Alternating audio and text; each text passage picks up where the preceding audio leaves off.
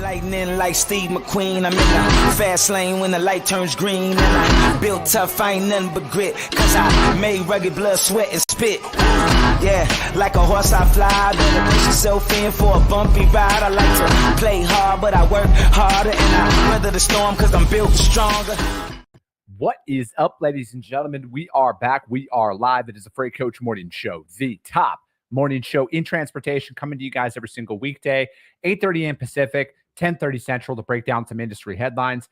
And most importantly, you guys, provide some actual insight into what you can do with all of this information. If this is your first time tuning in, welcome. This is the real side of freight, ladies and gentlemen. And I say that before every single show. And what I mean by that is I only speak with transportation professionals because at the end of the day, I want to talk to the right individuals who have done what you're looking to do or who are currently doing what you're trying to achieve. So you can take that information, apply it, utilize it, and see a meaningful difference in your business and your life. All right, I got a very special guest for you guys here today. It's not very often that my paths outside of the studio cross with my guests and the services that they have. And, you know, this guy a couple of weeks back, you know, like they are definitely as good as advertised. And after we had our interaction, I wanted to know, I was like, man, I got to get you to come on the show and talk about this. So I got to bring back my man, Matt Fain with Pop Capacity. Matt, what is going on, brother? How are you? What's up, y'all? How you doing, man? Good to see you. No, it's good to see you too, man. It's been a long time since you've been on the show, and I was just like, and I see you all over the place, right? Like your content, you're out all over on LinkedIn. You're super responsive because like every time I see somebody looking for warehousing, I instantly tag you into every single post that I see out there because you know you're just the real deal with this stuff. And then especially a couple weeks back when I had a customer hit us up last minute for short-term warehousing, had to be hazmat. Your team got me options, like 5 options within like an hour. And that saves my team time and energy to go out there and, you know, call all these places to see. Cause I mean, hazmat of all things isn't like, there isn't just like a laundry list of warehouses that just have that. And then on top of it, the classification of hazmat needed, and your guys were able to get all over that. So I'm just like, man, I got to get you back on the show to talk about this stuff. It's a beautiful thing what technology can do, right? I mean, we use it in our everyday life to go order our cheeseburger, our new dunks, right? And it's so easy to do. We can review it. We can get a good idea and of what we're buying and how we're buying it, where I need to buy it from. So that's the same concept we felt like with finding warehouse space. But it all starts with getting the warehouses, right? And putting them into a convenient place to search them. So I'm glad you've had a good experience. That's what we built it for, with speed, efficiency, visibility, insightfulness, like just whatever you need it for, it's there for your disposal, right? Yeah. No, and that's the thing too, man, because it's like with technology and everything growing up and evolving is, dude, everything is, you need it faster now. Like you're like quotes. In transportation, you need quotes faster. You need your response times to be faster. You need everything to be faster. Speed kills, man. It really does. And I think, and especially in today's day and age, man, speed kills every deal. If you can't get numbers in front of people or options in front of people, they're going to go to somebody else, man. They're not even going to waste their time with you. Yep. I mean, that's the expectation that we've created. When you receive something on your doorstep same day, all of a sudden it starts trickling up to the B2B world, right? And then in a business world, we expect that same type of delivery service. So we're seeing it now with the restructuring of kind of warehousing and distribution, really flocking to the fulfillment type application where you have multiple nodes set up in metropolitan areas that can deliver same day and next day, like an Amazon type would. So it's very interesting to see what we're doing and what we expect and how we deliver that expectation with the infrastructure we currently have. Yeah, it's I mean, it is the Amazon effect. You know, I'm in an entrepreneur group and they've been talking about that you know, a couple of the meetings that we've had about like, hey, how do you compete with Amazon? None of us have the bankroll that Amazon have. None of us has the infrastructure that Amazon have, but like everybody has the Amazon expectations out there when you're working with them. So how do you deliver that to it? And a lot of it is, hey, we can control our communication, right? We can control that customer experience with us. So it's like, yeah, we got to be quick, but we also got to treat them as a human being and have that and build that relationship up with them, as opposed to that line item. Because, that's like one thing. If you look at like how Amazon operates, they actually have I think they have great customer service in the digital sense, because like they just take every return. Like there's like no questions asked. They will literally return everything for you. Right. Yeah. I mean, it's interesting, right? How do you create profitability by returning every single item, right? Because my wife, for example, she'll buy 9 of the same item in different sizes just to see what fits and return 8 of them, right? Or all 9, maybe not buy anything at all.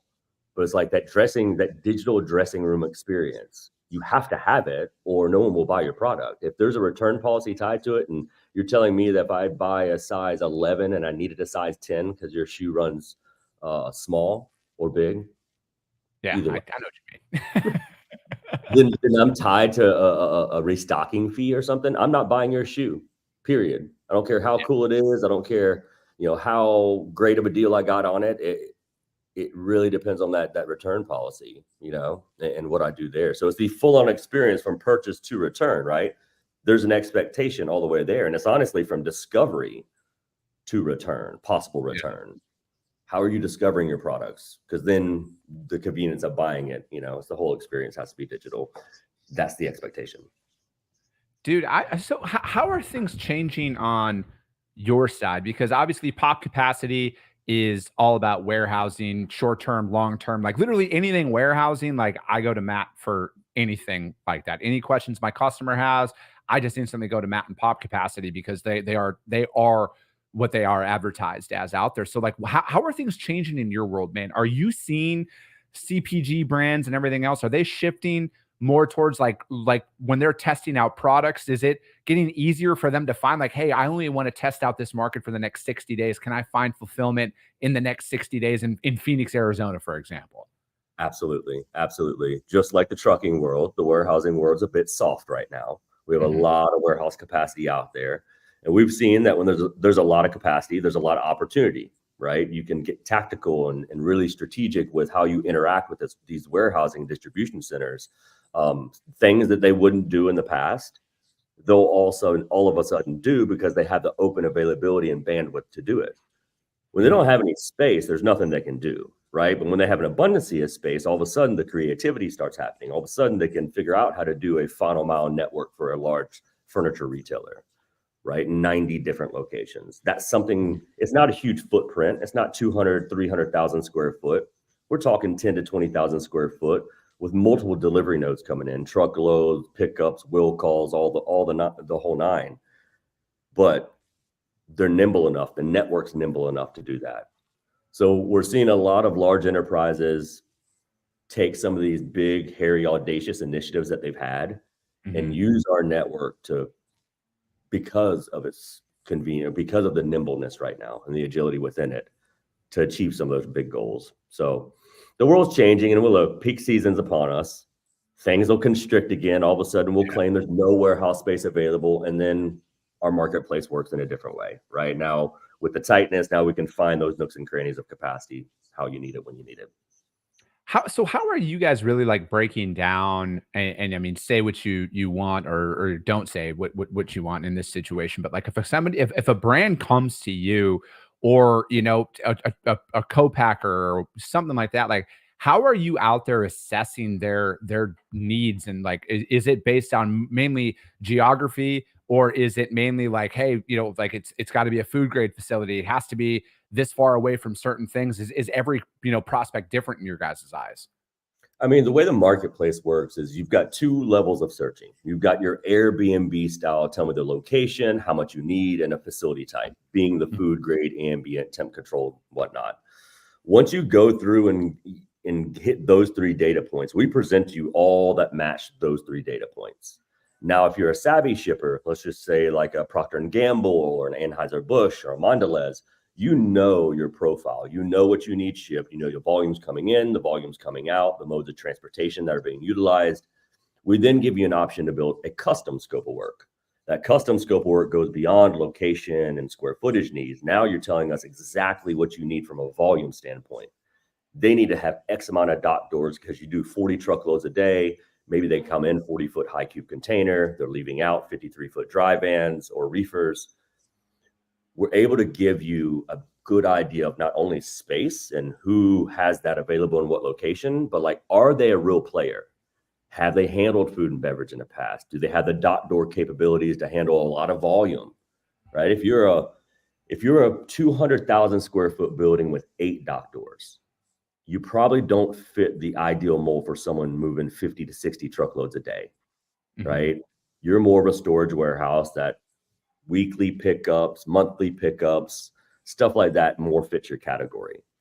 The infrastructure alone from what the warehouse builds they build a profile in our marketplace. That profile tells us a story about what they're capable of. You could tell me you do high volume fulfillment all day long, but if your infrastructure doesn't tell me you do high volume fulfillment, there's no way I'm putting Nike in there doing 20,000 packages a day. Yeah. Right. And that was the big thing when we started this, was like, we want to give the supply chain industry an abundancy of visibility into what's out there. That's how you beat Amazon. That's how you combat Amazon. That's how you create that similar network without going out and building it like they did. Yeah. Yeah. So. And dude, that's the thing, man, is I feel like a lot of people in this industry, and this is, whether you're a broker, freight forwarder, trucking company, it doesn't matter. You need to have an understanding of a warehouse component. You need to have an understanding. I mean, especially because it's like everybody out there has had a rejected load. Everybody out there has had, we need short-term storage because the original truck, the warehouse can't receive it. We need to find somewhere close by that they can just store this load for a week, and then we send in another truck and redeliver it. And if that hasn't happened to you, it's going to happen eventually. And, and especially with, the ports being what they are, short-term, midterm warehousing space is a thing, right? And especially because, like, dude, there can be, like right now there's not capacity constraints at all, but like that could happen again. And you need to have an understanding of where this stuff goes, because, like, especially as a broker, I feel like so many people get caught up on what rate you need to quote on this one lane, but it's like, how many opportunities that your customer have can you accommodate, and then accommodate at a high level? And then if you don't know, you need to know who to be able to turn to in these situations, because it's like, man, if I didn't know shit about warehousing, I wouldn't know what even questions to ask. And that's why you need somebody in your network. And again, like, man, like, trust me, guys, Matt's not paying me to say any of this shit at all. This is just the experiences that I've had with Pop Capacity as a whole. Like, they can get you quick responses, very detailed breakdowns of everything, because your customers, sometimes they're going to hit you up with this thing. Hey, we got like 4 containers coming in, or we got 4 truckloads that we need to get off of our dock, but we don't have any room to store it here because we have other stuff that's coming in. We need to move this stuff out. We need to keep it in the Inland Empire here in Los Angeles. This is what the product is. And then you need to know what to do in these instances, because when customers are us, shippers, manufacturers, you guys, they're not transportation companies. All right. They don't know this stuff, but they hire you for more than a rate per mile. And you need to know in your network who you can go to, because talk about how you become a broker of choice for people, or a provider of choice for people. Again, picking up on time and delivering on time is the expectation, you guys. You need to be able to have more than a surface level substance if you're going to go out there and execute at a high level. Amen. Amen, man. I couldn't have said it better myself, right? Just being more than a transportation provider is something that when I was back in the brokerage states, right, that was the one thing that set us apart. Is, yes, we dialed for dollars. Yes, we made the 100 calls a day and gave the spiel, but we also went above and beyond when it came to warehousing procurement, right? That was not something that we did as a trucking company or as a brokerage. We never focused on finding distribution centers and fulfillment centers. But what happened when I did find that fulfillment center for them? Now I'm a sticky partner. Now I'm a partner they can lean on in the event they have those moments, which we're in supply chain logistics. Those moments have happened more frequently than not. I love to tell this to all of our brokers, freight forwarder friends, any shipper, right? It's better to know about POP than not to, right? I'm not telling you have to use us, right? That's not the expectation. I'm telling you, when you need to use us, then we're here for you. We did all this homework for you so that you didn't have to do it. And that was our whole mission, is to make it more accessible, to find what you needed in any variation International paper, a 10,000 pound roll stock shifted in a container and the warehouse won't receive it. What do you do in that situation? You call your transportation provider, and the transportation provider that finds a solution for you is the one that you're attached to for that time being, right? They gave you a little bit more than just freight rates and good service. Now they bailed you out of a situation that was all tied. Like, this is all intertwined. The whole supply chain is intertwined. We just got to figure out, how do we use it and what do we leverage based on the information that we have available? So, Yeah. And that's exactly it too, right? And then another thing is if you're a transportation provider and you have a customer who comes to you and says, "Hey man, we need short-term warehousing in this market," and you don't know what to do. Again, like, I feel like you need to know what Pop Capacity does. You need to know about Matt in these instances, because sometimes, you know what, these companies, you guys, they're not going to want to use you for this. They want that direct relationship because they might want to talk to other people about a larger footprint or whatever that is. But you having those people in your network is what is going to set you apart in those, because if they come to you in those, because again, like, everything's a roll of the dice, especially if you're out there trying to find somebody to contract with about stuff. The lucky thing for anybody who listens to this, you guys, I've pretty much done all the vetting for you. The people that I have on my show are legit. All right. They're not fly by night operations, you guys. These are legitimate people that you guys can reach out to and really build up your network, because again, like, you need to know who to reach out to in those moments, because if you don't answer it and I do, who do you think that customer's going to come to the next time they need something? They're going to come to you, or they're going to come to me, who usually just takes care of them when they come to me for every single request. Because again, my service goes above and beyond being able to organize trucks for them. My service is, oh, hey, you need a new freight forwarder? I got a guy for you. You need warehousing? I got a guy. You need short-term parking? I got a guy for you. And that's how you really build up your network. That's how you build up your book of business. You guys, networking to me is the most underutilized skill in building a book of business or a business out there. You need to network nonstop, and you need to have people for literally every little thing. My shipper needs a kid's birthday party or an inflatable toy for I'll fucking find it and I will put you in contact with them. That's the type of service that I'm willing to provide for my customers. I love it. I love it. And that mentality is the reason why you're still around. That mentality is the reason why you're still relevant, right? Is that right there is caring a little bit more than the next guy. Because in this industry, we find a lot of characters, right? We find a lot of false characters. We find a lot of authentic characters. A part of Pop Capacity's core values is authenticity. I beat it in our team's head. We may not have a warehouse in Boise, Idaho that can do, citric acid storage. Yeah. It's okay to say we don't, guys, but it does allow us to identify a blind spot, right? But go about things in an authentic way, be authentic.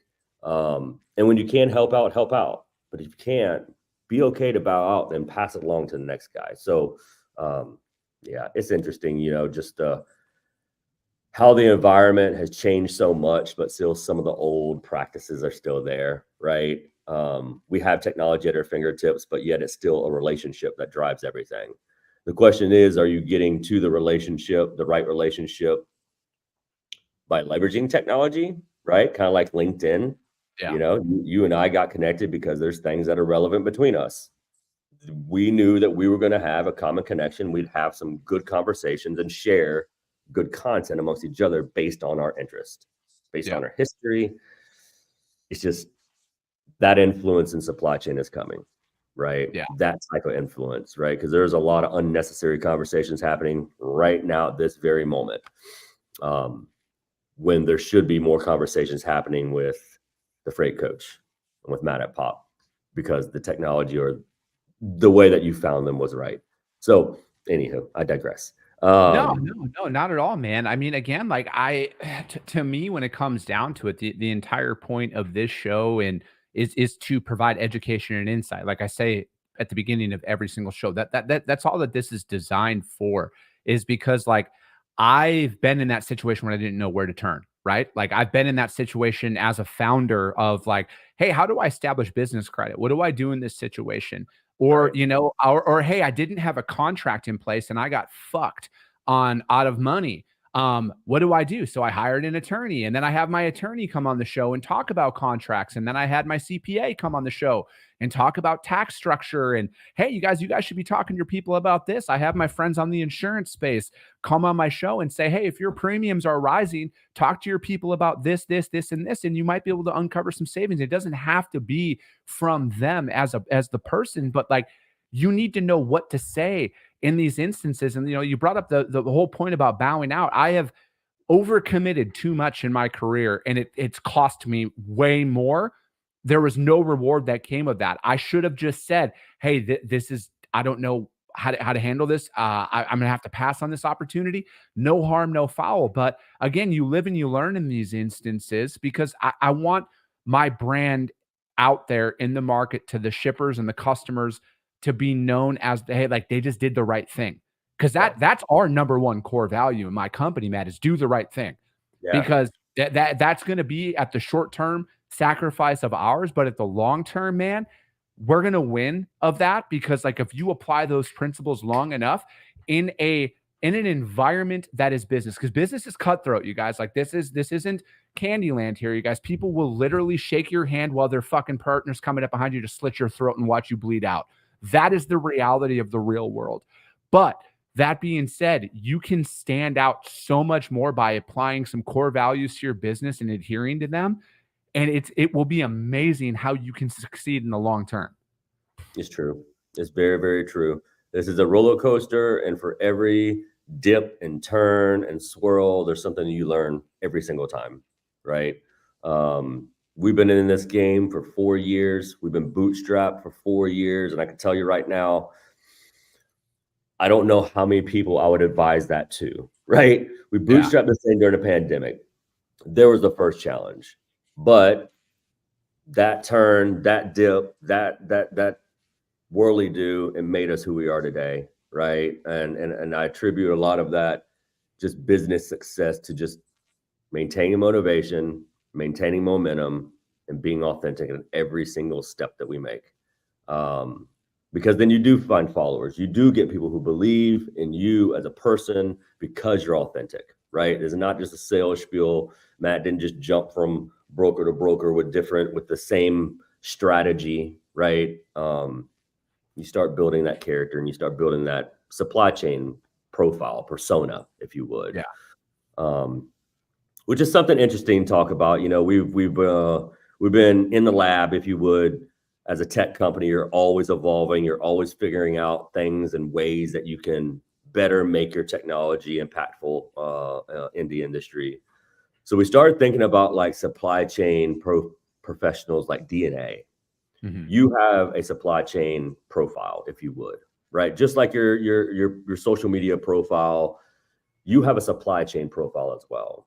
I do as well, based on where I've worked, what I've liked, my interest in robotics and warehousing, yours and trucking and podcasting and drayage and international and just all the different various things. There's certain things that people like, and we think those things should be introduced to you in a digital way, much like me and you connected in a digital way, right? It was a coincidence, right? Me and you just didn't magically pop up on each other's feed. It was an algorithm that drove it there. They took aspects of our interactions, aspects of our social media DNA, and applied that to the algorithm. Yeah. We think that can happen in supply chain procurement. We think that can happen in logistics procurement. You know, we started off as this Airbnb for warehouse space.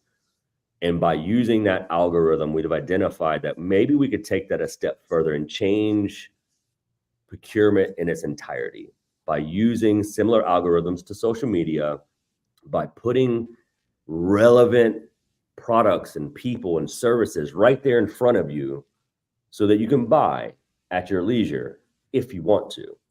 The cold calls are still going to exist, right? You and I will still get cold calls and hang up on folks and just wonder why and how you got my phone number. That will still happen. But imagine a world where the cold call comes with data, comes with like, hey, we saw that you were looking for hazmat space in Ontario and in the Inland Empire.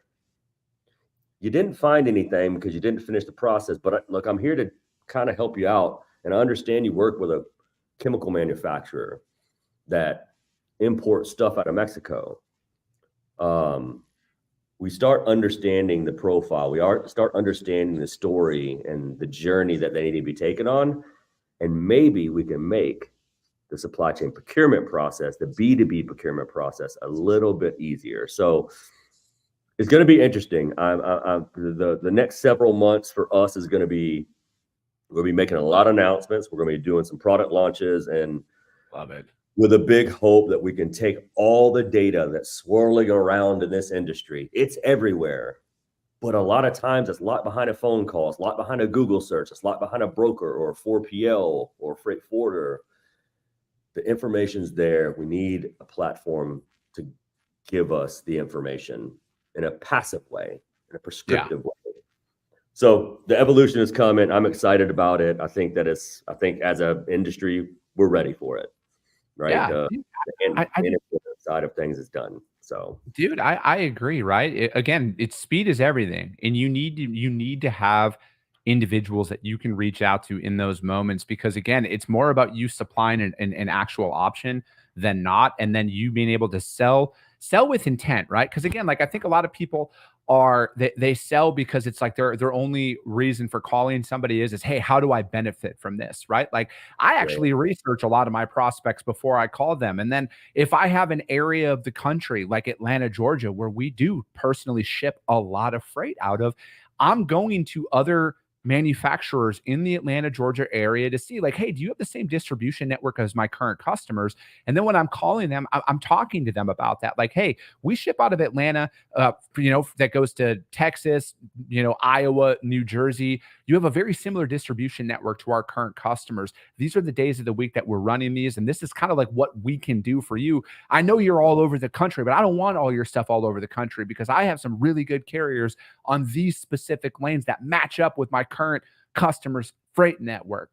That's a lot more efficient of a way to talk to somebody than, hey, can I bid on your freight? I see you have a doctor on Google Images, or even worse, can I just move your freight? Can you add me to your bid sheet?